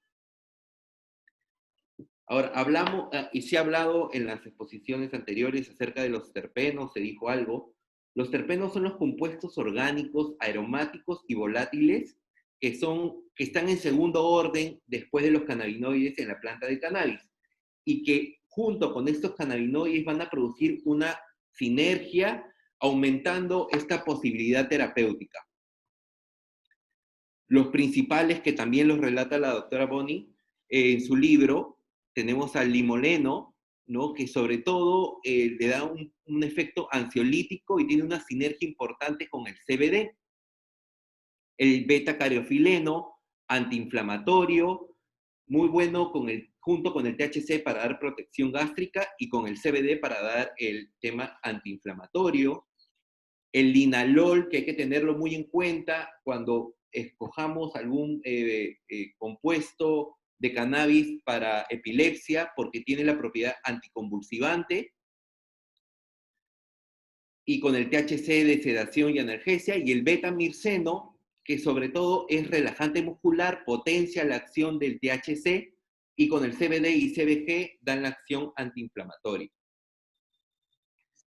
El efecto séquito, bueno, si hablamos de terpenos, cannabinoides, ese es el efecto séquito, es los componentes activos e inactivos de la planta trabajan mejor juntos, mejorando la actividad terapéutica y mitigando los efectos adversos de los compuestos activos, ¿no? Podemos ver que si damos un producto con THC también con CBD, y le añadimos limoleno, vamos a hacer que el efecto psicoactivo del THC, que no es el que buscamos, seguro estamos buscando analgesia, pues se va a ver disminuido y casi imperceptible. El doctor Ethan Russo, conocido por estudiar a la planta desde hace muchos años, tuve la oportunidad de conocerlo y él me relató que su interés por las plantas nació en Perú, cuando vino a la selva a estudiar plantas medicinales. Él es el que nos dice de este efecto entourage o séquito, ¿no? Y lo relata en el 2010. Y como conclusión, estamos enfocados el día de hoy más a la parte neurológica y psiquiátrica. Dice que este efecto séquito mejora el tema de convulsiones, espasmos, autismo, déficit de atención, esquizofrenia, Tourette, Parkinson, Alzheimer, esclerosis lateral amiotrófica, secuelas en lesiones del sistema nervioso central y periférico. Deben de conocer al doctor Sanjay Gupta, ¿no? Él es un médico, es el que normalmente sale hablando en CNN de toda la parte médica, y él el año 2009, pues se opuso en CNN totalmente a la cannabis. Años después se retractó públicamente y él es el que pues da este reportaje que se le hace a la niña Charlotte Figi, que un poco abre el ojo mundial acerca de la cannabis. Y él también, el 2014, nos habla del efecto séquito, ¿no? Entonces, esto lo podemos encontrar en YouTube para que tengamos un mayor conocimiento acerca de este efecto séquito.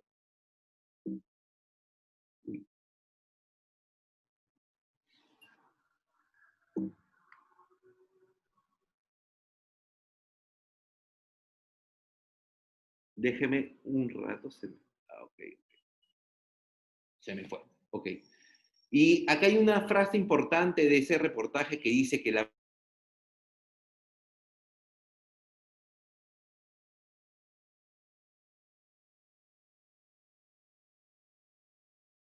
va desde los 700 a los 1000. La mayoría de ellos no psicoactivos. Sin embargo, se debe considerar que estos otros componentes pueden actuar como potenciadores de la captación, es decir, de la biodisponibilidad para otras sustancias. Para terminar, quería mostrarles el ideal de todo producto que deberíamos utilizar ahora que ya tenemos una regulación en el Perú.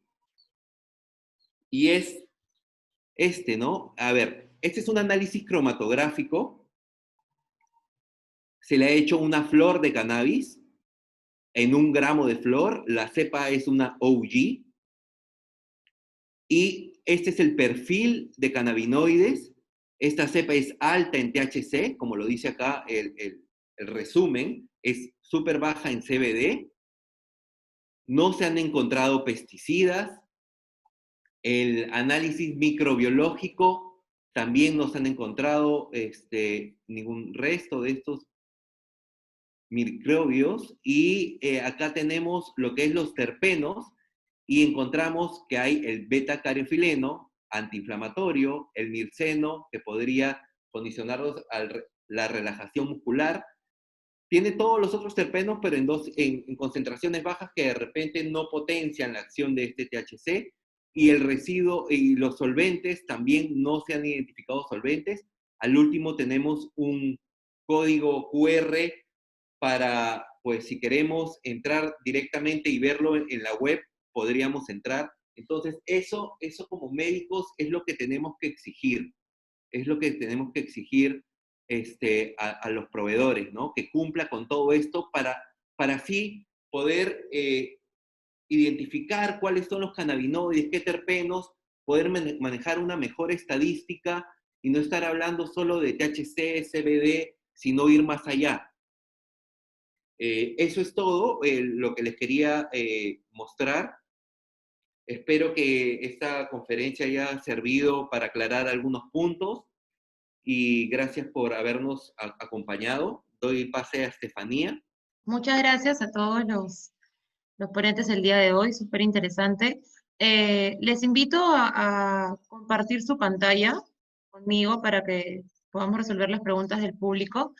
Tenemos una pregunta para el doctor Carreño y es principalmente, en su experiencia, ¿cómo inicia un tratamiento con cannabis en un paciente con el diagnóstico de epilepsia refractaria? Desde hace más o menos unos 6 años, vengo utilizando productos de diferentes orígenes, ¿sí? Principalmente magistrales, de buena calidad que se producen acá en Colombia, pero las familias me han llegado con aceite de Charlotte, con aceite de laboratorio X, hay 3 aceites canadienses bastante buenos, así que he tenido que aprender a utilizar cada una de las medicaciones, porque no todas son iguales. Y me refiero a las medicaciones que informan las concentraciones. Ya hace varios años no uso los frasquitos que traían, que no sabíamos absolutamente nada, y la recomendación y parte del consenso que estamos elaborando es que no deberíamos utilizar ninguna medicación que no tenga una referencia y un origen claro y responsable. ¿Cómo lo empezamos? Como todas las medicaciones, como empezamos todos los anticonvulsivantes, con dosis bajas e ir ascendiendo poco a poco. Voy a poner un ejemplo del cannabidiol. Independientemente si es al 5%, al 8%, o la medicación Epidiolex o la otra que tenemos, que son 100 miligramos de cannabidiol por centímetro cúbico. Tenemos que hacer el cálculo de peso si es un niño. Empezamos con 2.5 miligramos por kilogramo de peso, lo vamos ascendiendo a 5 miligramos por kilogramo de peso cada 12 horas, luego hasta 10 miligramos y hasta 20 miligramos, dosis respuesta, ¿sí? Y va a depender cada paciente, no solamente, recordemos que no es solo la medicación, el receptor de la medicación también tiene características individuales. La iniciamos y la manejamos como cualquier otra medicación. Bien, doctor. Hay una pregunta y va relacionada a la primera, y es si al inicio del tratamiento con cannabinoides va acompañado, usted acaba de decir, de la otra medicación que está llevando el paciente, o inicia ya a haber un descenso en las dosis de los fármacos antiepilépticos que ha podido estar tomando. Excelente. Epilepsia refractaria es todo paciente que no responde con 2 o más medicaciones anticonvulsivantes en monoterapia o en politerapia. Y ahí es donde está aprobado el cannabidiol como terapia de adición. ¿Cómo la manejamos? Exactamente igual que otra medicación. Se inicia el cannabidiol, se lleva a dosis adecuadas, esperamos un mínimo de meses para poder ver una respuesta a la medicación y luego sí empezamos a disminuir 3 a 6 meses. Pero cada paciente va a ser independiente. La invitación y la recomendación es manejen el cannabidiol como si estuvieran manejando cualquier otro anticonvulsivante. Con tiempos de prudencia, de efecto. Yo no puedo empezar el cannabidiol y a los 2 días bajar cualquiera de las otras medicaciones. Si nos va bien, no sé si fue la disminución de la medicación del que quité. Si nos va mal, no sé si fue la disminución. O sea, un paso a la vez. Primero el cannabidiol, dosis ascendentes, regular las dosis respuesta y 3 meses como mínimo para poder empezar a disminuir cualquiera de las otras medicaciones. Muchas gracias, doctor. Siguiendo con la parte de la epilepsia, nos preguntan ¿por cuánto tiempo debe administrarse cannabidiol en los pacientes con epilepsia refractaria? ¿Existe un tiempo mínimo que en su experiencia aplique? Sí. La pregunta acá es, ¿a qué le di el cannabidiol? Estoy hablando de un paciente con una epilepsia refractaria, síndrome de Dravet. ¿Cuándo va a desaparecer la causa de su epilepsia? Probablemente toda la vida. Esa es la misma discusión que tenemos con cualquier anticonvulsivante. Cuando lo empezamos es muy fácil, cuando lo quitamos es lo difícil. Ahí tengo que individualizar. Si le puse el cannabidiol, voy a poner un ejemplo, a un paciente con una epilepsia focal primaria, rolándica, que es la más frecuente, pero que no respondió con las otras medicaciones, le puse el cannabidiol y tuvo una muy buena respuesta. Yo sé que ese paciente, por las características de su epilepsia, voy a poder retirar la medicación en la adolescencia o en la preadolescencia, como si me hubiera respondido con cualquier otro anticonvulsivante. Entonces, es muy importante tener claro a qué le pongo, a qué tipo de epilepsia le pongo el cannabidiol para poder saber si lo voy a dejar 1 año, 2 años, 5 años, o probablemente lo va a tener que tomar, como muchos pacientes que toman carbamazepina, levetiracetam o cualquier anticonvulsivante durante toda la vida. Lo que pasa, perdón, es que no tenemos la experiencia de qué puede pasar tomando el cannabidiol a 20 años. Ya el seguimiento, como en cualquier otra medicación, es el que nos lo dirá. Bien, doctor, nos preguntan, siguiendo al anterior, si hay una edad mínima para aplicar la terapia con cannabinoides. Las dos medicaciones aprobadas a nivel mundial, el Epidiolex y ahora la que les digo, el Nebiut, tienen una indicación por FDA para niños mayores de 2 años, de 2 años en adelante, porque esos fueron los estudios que se hicieron. Ahora, que la usamos en menores, claro, el más pequeño que yo he tenido ha sido niños de 10, 11 meses con encefalopatías epilépticas severas, y no hay un consenso de una edad menor. La edad de 2 años en adelante es básicamente porque los estudios que se hicieron están en niños mayores de 2 años y FDA dio la aprobación para mayores de 2 años. Pero no hay una indicación o una evidencia que me diga que en menores de 2 años no se puede utilizar. No hay. Realmente, la más pequeña que yo tengo es eso, creo que 10, 11 meses que se empecé. Ahora, en este momento hay estudios fase 3 para encefalopatía hipóxico-isquémica como neuroprotector. Eso significaría que desde el mismo momento del periodo neonatal se podría utilizar. Y si vamos a mirar, ¿qué es lo que estamos manejando? Una sustancia que es parte de nuestro sistema desde el mismo proceso de gestación. No nos extrañaría que la podamos utilizar en las edades más tempranas, pero aprobado 2 años en adelante. Muchas gracias, doctor. Nos pregunta la doctora Estal si ha observado usted una alteración en las enzimas hepáticas cuando ha iniciado el tratamiento a una dosis mayor de 10 miligramos, y si su respuesta fuese afirmativa, ¿qué se hace? ¿Hay una suspensión de la terapéutica o más o menos cómo es el manejo? Primero de todo quiero darles las gracias y decirles que este es el chat que me han hecho preguntas más interesantes y más duras, pero excelentes. Por supuesto, la primera cosa que le diría es, no lo empiece a 10 miligramos por kilo. Ya aprendimos que aunque es una dosis recomendada de inicio, debemos empezarlo más bajo, primero. Como es una terapia de adición, es frecuente que las otras medicaciones que el paciente está tomando también tengan efectos importantes a nivel hepático. ¿En qué lo hemos visto? La motrigina y ácido valproico. Son las dos medicaciones con las que hay que tener muchísimo más cuidado. Y en esos casos empezamos con dosis incluso por debajo de los 2.5 miligramos por kilo. Con mucho cuidado, y ahí en esos casos sí podemos pensar en disminuir más rápido la dosis del valproico o de la lamotrigina. ¿Qué hacemos? Pues control con enzimas hepáticas, como si estuviéramos manejando cualquier otra medicación anticonvulsivante. La recomendación del consenso que vamos a publicar es que todos los pacientes a los que se les inicie cannabidiol deben tener desde el primer momento controles de función hepática para poder saber si es el cannabidiol, si es la interacción o se está potenciando alguna de las otras medicaciones en sus efectos hepáticos. ¿Hay que tenerle miedo? No, el miedo no. ¿Ya estamos utilizando menos ácido valproico? Claro que sí, pero la hemos utilizado durante 40 años y aprendimos a utilizarla con cautela.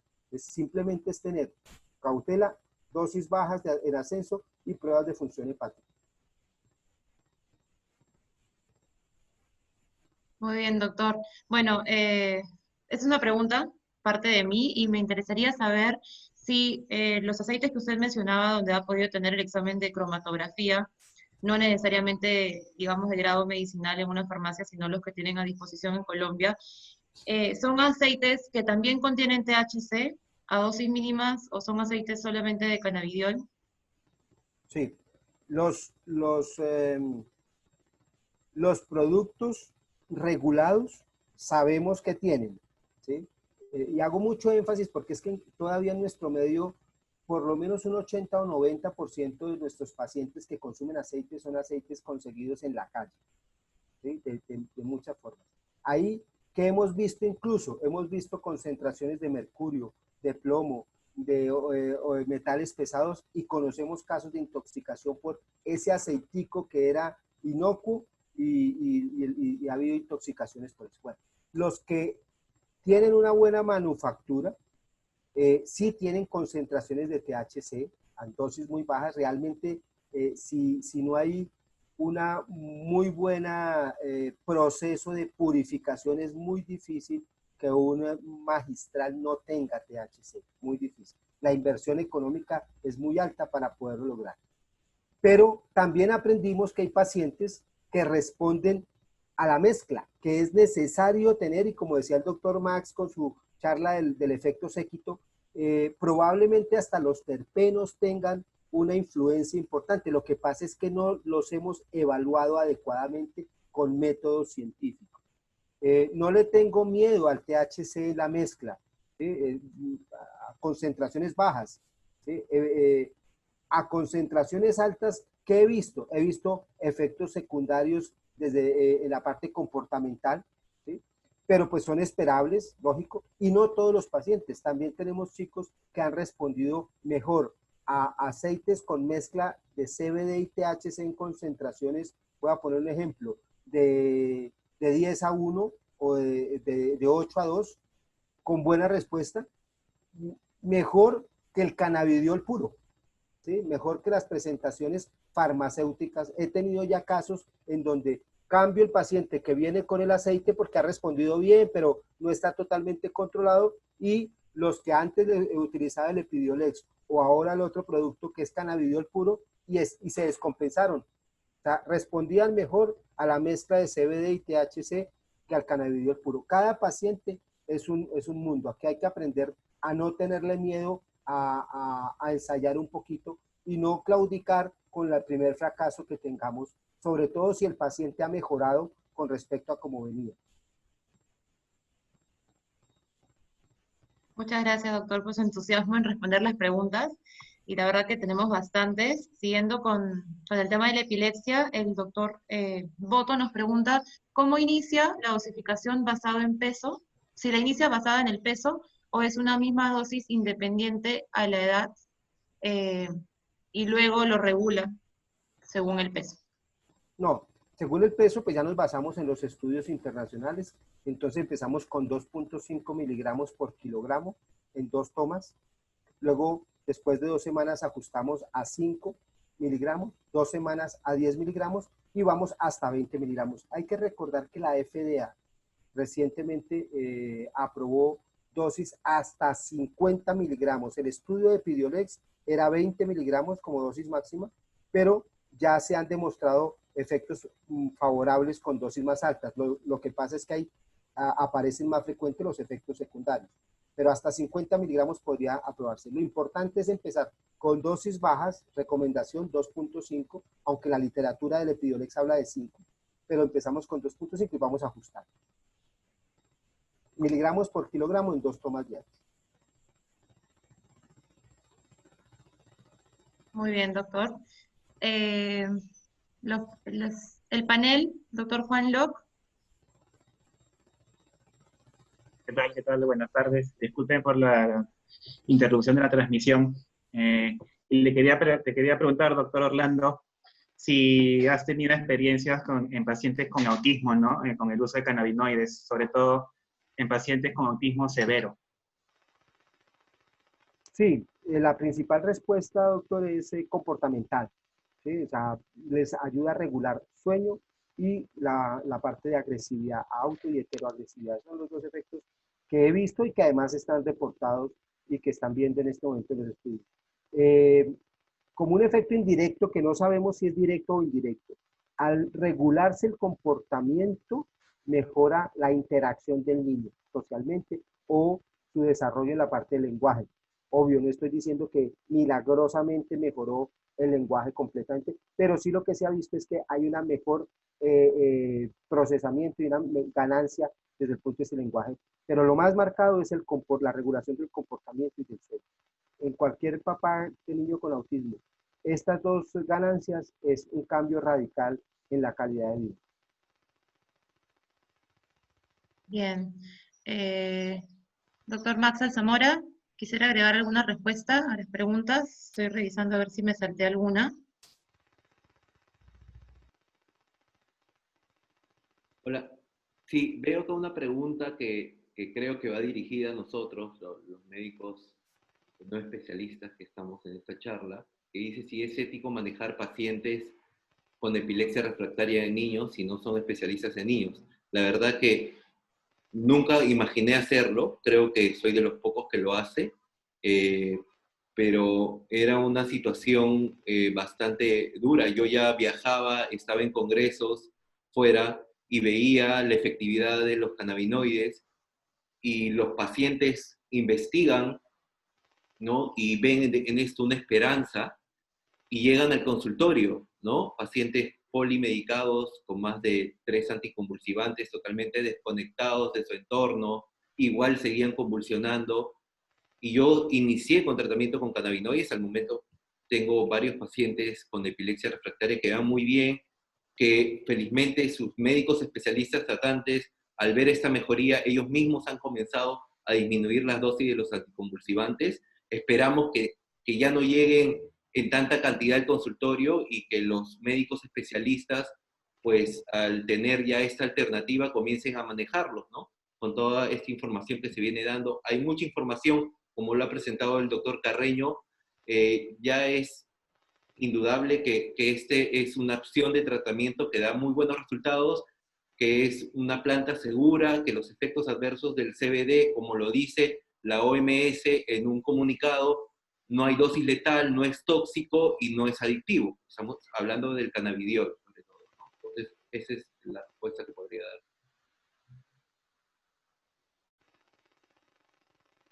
Bien, muchas gracias, doctor Carreño, muchas gracias. La verdad que a veces muy fácil encontrar la información, está a disponibilidad de todos en internet, pero es difícil, y como usted dice, lo mencionó, es difícil vencer el miedo a esta planta y iniciar el tratamiento a base de cannabinoides, ¿no?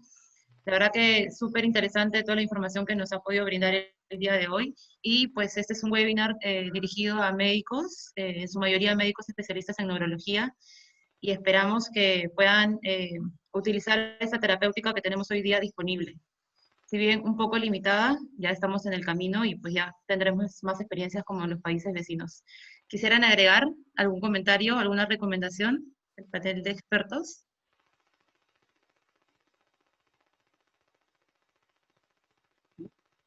No sé, veo una pregunta ahí en la parte de espasticidad, Okay. ¿sí? De la doctora Aldana, que me gustaría responder. No sé si tú la quieres leer. Sí, claro. Ya, aquí está. ¿Hay algún estudio sobre la diferencia terapéutica en el caso de la administración de cannabinoides de manera oral y su administración tópica en casos de espasticidad generalizada? La respuesta es no, pero la quería contestar por una razón. Yo aplico, yo me dedico a epilepsia y movimientos anormales, de los cuales el 80% es parálisis cerebral infantil y espasticidad. Aplico más o menos unos 50, 60 chicos mes toxina botulínica y bombas de baclofeno, etcétera. Así que esa curiosidad ya la tuve. No hay un estudio, pero esa curiosidad ya la tuve. Y lo que hice fue que le pedí al laboratorio distribuidor del Sativex que me donara un vial, un kit con 2 viales, Y pues hice una prueba que no es ortodoxa y quiero que entiendan que no la defiendo, pero tenía esa curiosidad de ver cómo respondían mis pacientes que estaban tomando, que tenían epilepsia y espasticidad. El aceite se lo daba para epilepsia, no por la espasticidad, pero me llamaba la atención que les ayudaba a mejorar parte de su espasticidad. Tópico no lo usé, pero les puedo decir que la diferencia de el tomado con el inhalado para la esclerosis, perdón, para la espasticidad, los resultados han sido mejores con el oral, con el tomado.